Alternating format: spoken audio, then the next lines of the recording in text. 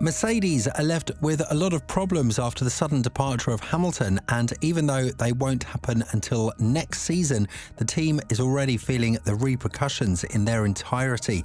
A potential replacement for the seven-time world champion is being discussed at length already, but one of them might be a bombshell that will definitely benefit the Silver Arrows the most and possibly even make them a contender should they nail the 2026 changes, of course.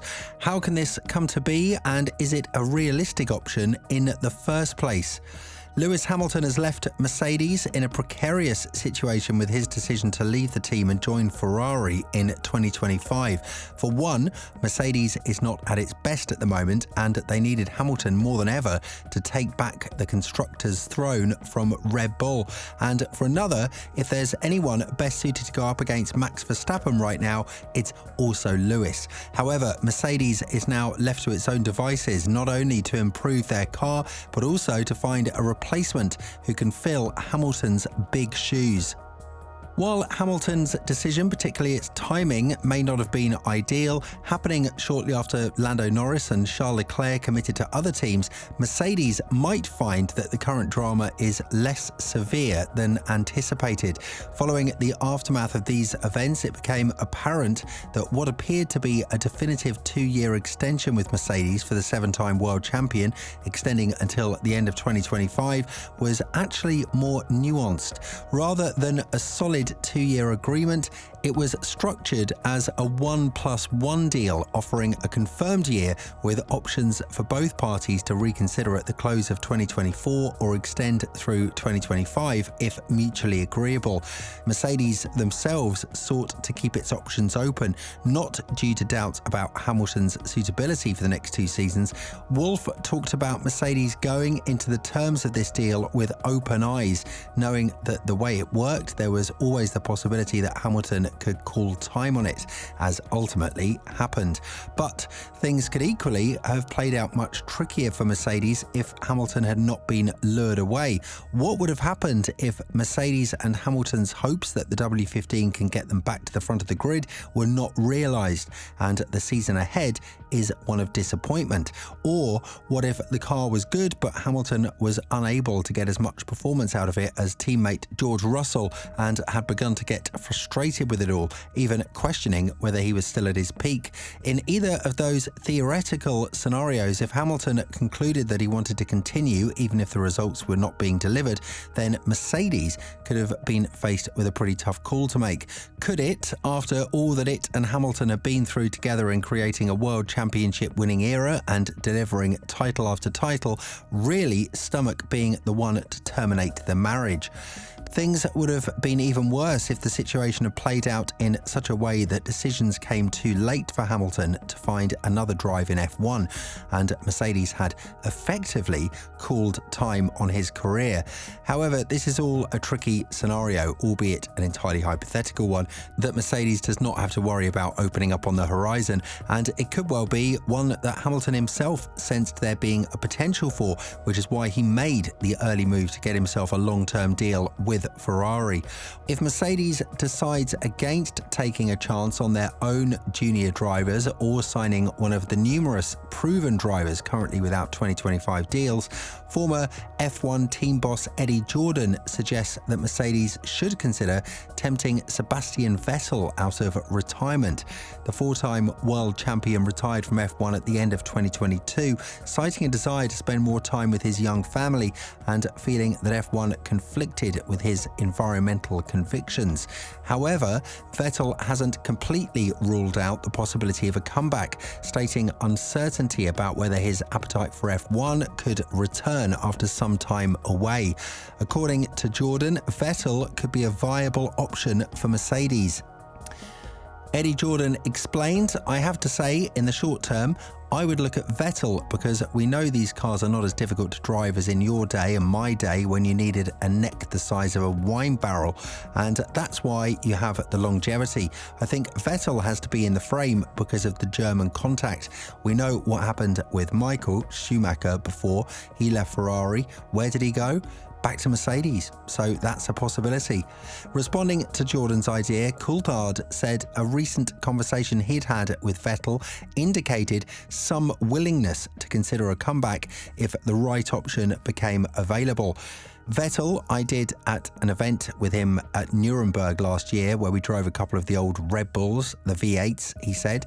He was very much of the conversation that he's not closed to racing again. He still felt, in a way, there was unfinished business for him in Formula One.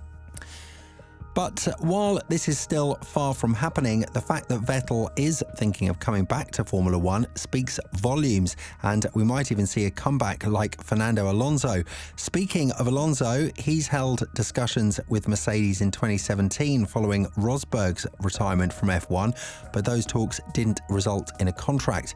Alonso later claimed in an interview that he terminated the discussions himself as he was committed to McLaren. However, Wolff clarified that Alonso's past involvement with Mercedes made him an unsuitable candidate at that time, and this history refers to Alonso's involvement in the 2007 Spygate scandal, where his fallout with McLaren Mercedes team principal Ron Dennis prompted the FIA to reopen its inquiry into the team's possession of confidential Ferrari documents.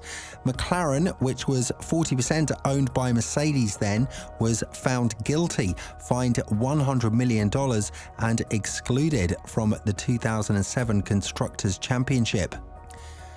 Whether enough time has healed these wounds over the past 17 years remains uncertain, but it's not the sole factor hindering a potential partnership between Alonso and Mercedes.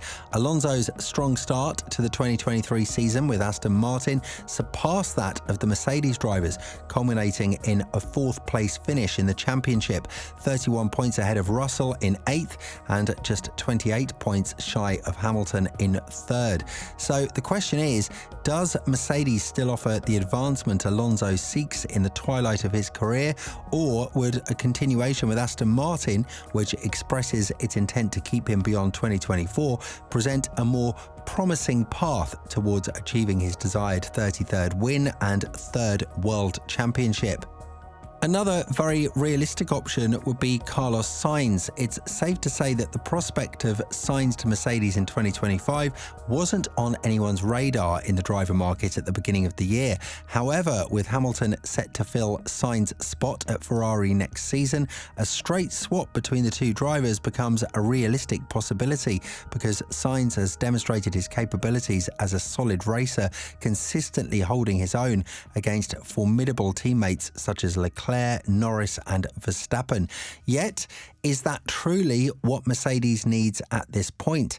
Considering Russell, Mercedes already has a proven race winner who is 4 years younger than Sainz and deeply integrated into the team.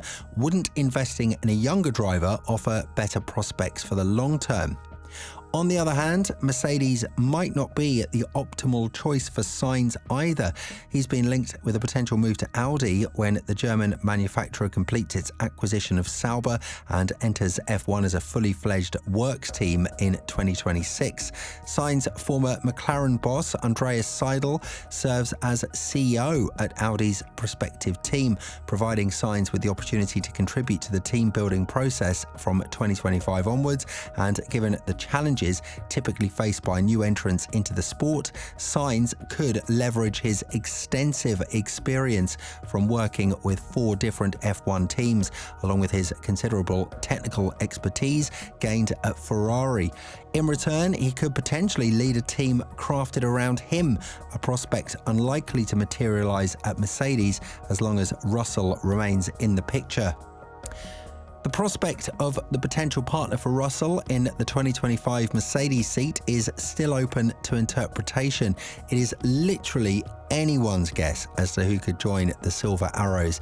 But no matter who that is, whether Sainz or even a bombastic Vettel come back, it's safe to say that the Brackley team will not be the same, not even close. Whether this is good or bad, only time will tell. Let us know your thoughts in the comments below. Who do you think will replace Hamilton? Thanks for watching as always, and we'll see you in the next video.